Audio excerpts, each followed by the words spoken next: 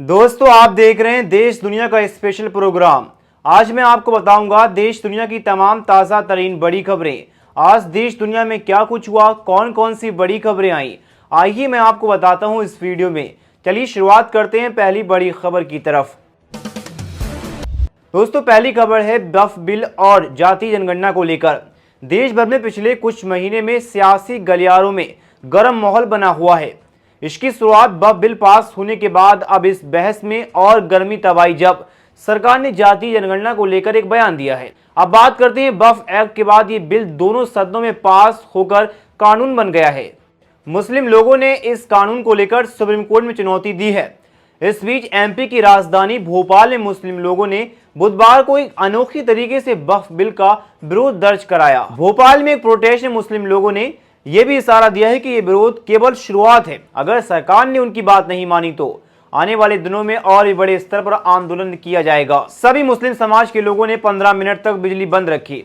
इस विरोध के दौरान आरिफ खान ने कहा कि इसके खिलाफ समाज एकजुट है। उन्होंने कहा है कि इस बिल का अंजाम वही होगा जो 3 कृषि कानूनों का हुआ था।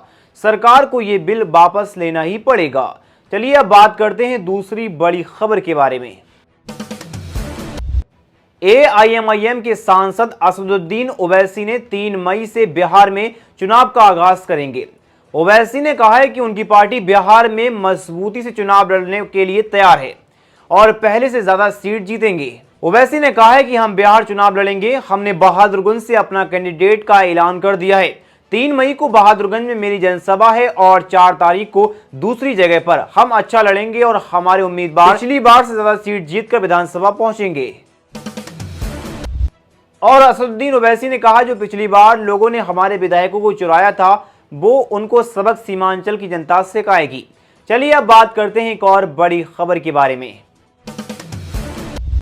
गाजा में मदद लेकर जा रही गाजा फ्रीडम फ्लोटिला की नाव पर माल्टा के तट के पास ड्रोन से हमला हुआ। 2 धमाके हुए और आग लग गई। नाव में 16 लोग मौजूद थे। सभी ठीक है। नाव को नुकसान हुआ है और डूबने का खतरा बना है। हमला किसने किया अभी तक साफ नहीं है। गाजा के लिए खाने पीने की और जरूरी चीज को लेकर जा रही एक नाव पर माल्टा के पास ड्रोन से हमला हुआ। ये नाव गाजा के फ्लोटिला की थी जो गाजा में फंसे लोगों तक खाने पीने का सामान और जरूरी मदद पहुंचाने की कोशिश कर रही थी। नाव में 12 क्रू मेंबर और 4 आम लोग सवार थे।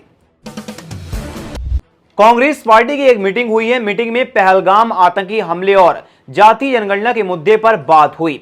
इस मीटिंग में बताया गया है कि बैठक में पाकिस्तान के खिलाफ सख्त कार्रवाई की सरकार से बात की गई है। सूत्रों के मुताबिक सीडब्ल्यूसी की इस मीटिंग में 2 प्रस्ताव पारित किए जा सकते हैं। पहले प्रस्ताव में पहलगाम हमले के बाद पाकिस्तान के खिलाफ ठोस कार्रवाई की मांग की जा सकती है। दूसरे प्रस्ताव में जल्द जातीय जनगणना के लिए मांग की जा सकती है। मीटिंग में यह भी मांग उठाई जा सकती है कि संविधान में संशोधन करके आरक्षण पर लगी 50% की सीमा को हटाया जाए। साथ ही सरकार से यह अपील भी की जा सकती है कि अनुच्छेद 15(5) को लागू किया जाए जो निजी टीचर संस्थानों में आरक्षण का प्रावधान करता है। चलिए अब बात करते हैं एक और बड़ी खबर के बारे में। ईरान के साथ चल रही परमाणु बातचीत खत्म होने पर अमेरिका बौखला गया। वॉशिंगटन ने इस मीटिंग के रद्द होने पर तेहरान से तेल खरीदारों पर बैन लगाने की बड़ी धमकी दे डाली। बता दें कि अमेरिका के राष्ट्रपति डोनाल्ड ट्रंप ने ईरान के तेजी से बढ़ते परमाणु कार्यक्रम पर होने वाली बातचीत खत्म होने से काफी नाराज हो गए हैं। उन्होंने इस मीटिंग के रद्द होने के बाद ईरान से तेल खरीदने वालों पर बैन लगाने की धमकी दी है। बता दें कि अमेरिका और ईरान के बीच चौथे दौर की बातचीत रद्द होने से पहले 3 मीटिंग पूरी हो चुकी हैं। अब ये मसला होने पर ईरान के तेल खरीदने वाले देशों पर अमेरिका बैन लगा सकता है।